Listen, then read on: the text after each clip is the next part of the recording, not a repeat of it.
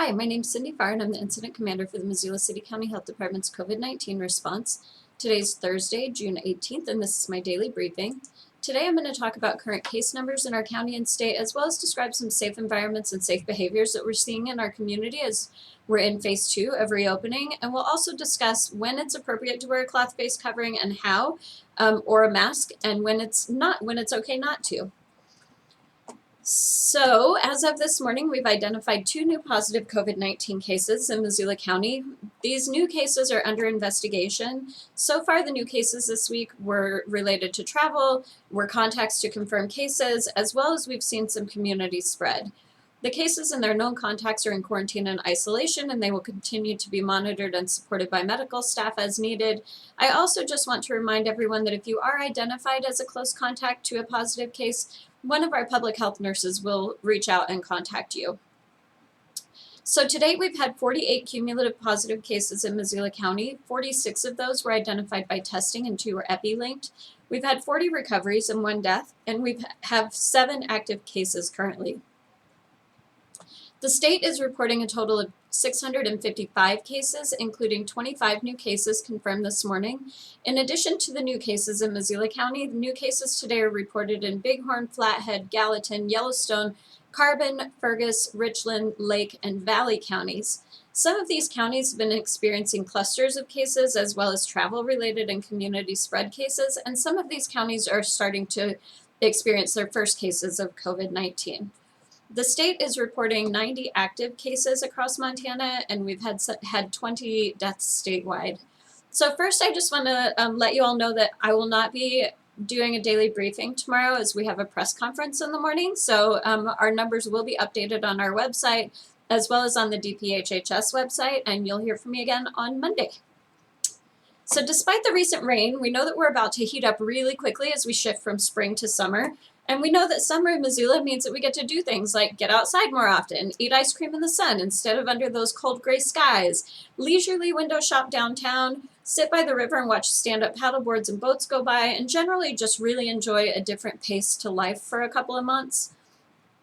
Well, while these are all really exciting prospects, especially getting to enjoy summertime under the big sky, we can't forget that the novel coronavirus has been with us and will continue to be with us for some time to come. Now that we're a few months into our response efforts, our communities are much more familiar with practicing safe behaviors to reduce the risk of exposure and transmission of COVID-19. We're seeing so much good work around safety while reopening. In retail businesses, we've seen owners limit the number of people in small shopping spaces in order to ensure safety in that environment. We've seen hand sanitizers at entrances, floor markings indicating where 6 feet is from the cash register. We've seen salon owners asking that clients wait outside before being met by a staff member, escorted inside and seated with their stylist. We've seen clients and staff wearing cloth face coverings. We've seen really creative workarounds with that too. You bet it's weird to get your hair cut with a face mask on, but it can be done, and it can be done really well. For instance, a coworker shared that when they got their haircut, their stylist momentarily used cloth tape to safely secure their cloth covering to their face while the stylist trimmed around their ears. That's a really clever and painless workaround. We've seen grocery stores take a variety of approaches to safety, including requiring and recommending cloth face coverings while shopping, posting large prominent signs indicating one-way aisles, floor markings asking shoppers to give each other a little bit more room at the checkout, and plexiglass windows to provide that extra layer of safety between cashiers, baggers, and the public.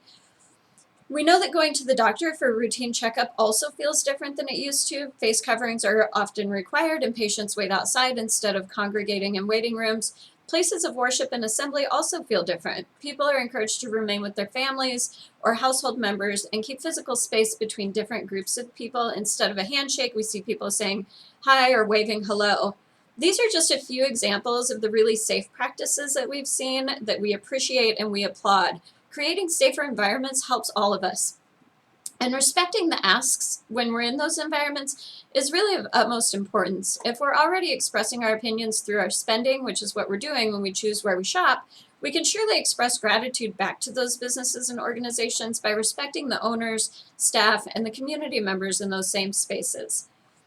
One sure way that we can practice respect and gratitude is wearing the cloth face covering. Now, bear with me, if we respect the places that we choose to spend money, we can also express gratitude for the opportunity to be able to support those businesses and organizations again more fully. Wearing a mask shows that you respect the people around you and that you care about public health. Businesses and organizations are creating safer spaces by modifying the physical environment, like signs and plexiglass, but we as individuals need to follow those cues and shore up safety more fully within that space. While we go about our daily lives, working, shopping, running errands, recreating, and so on, we are tasked with thinking about and implementing safer behaviors in old familiar environments. Back in April, our Board of Health and Health Officer had incredible foresight about COVID-19 and how we might help best keep it at bay in our county. This is why they strongly publicly recommended that all community members wear cloth face coverings to increase safety and reduce risk.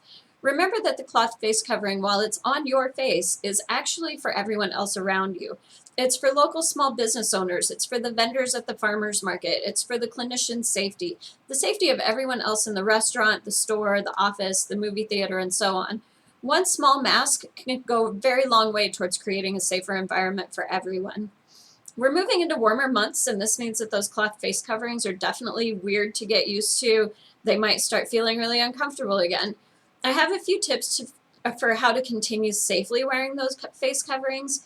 You want a breathable fabric like cotton, especially during the warmer months. This fabric choice could increase comfort and reduce the likelihood of wanting to touch and adjust the mask throughout the day. You want to check the fit. It should be snug, but not so tight that it hurts or affects your ability to breathe in any way. Ties are often better for creating the best fit for your face shape. Unlike elastic that might hurt your ears after a while, ties can be better adjusted to fit your face.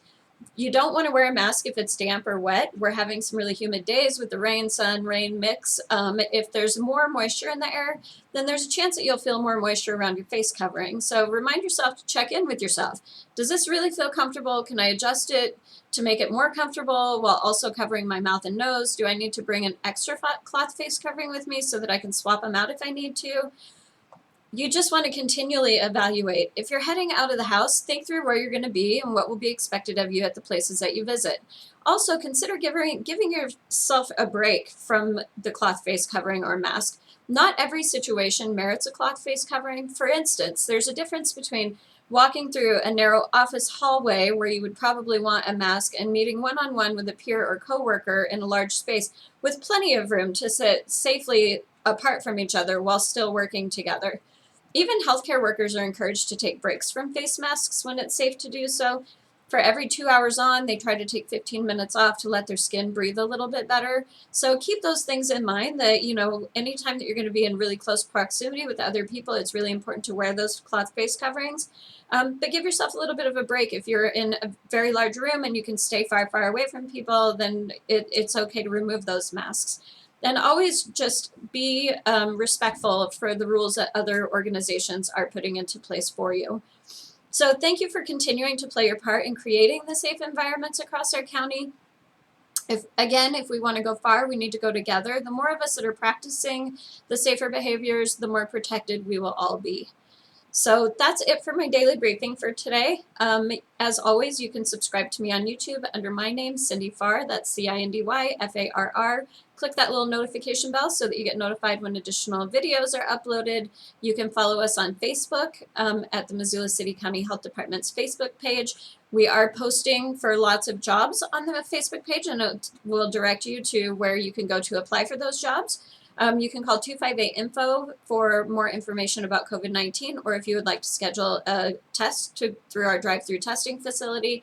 And you can check out our website at missoula.co/cvirus. So until Monday, everybody, stay healthy.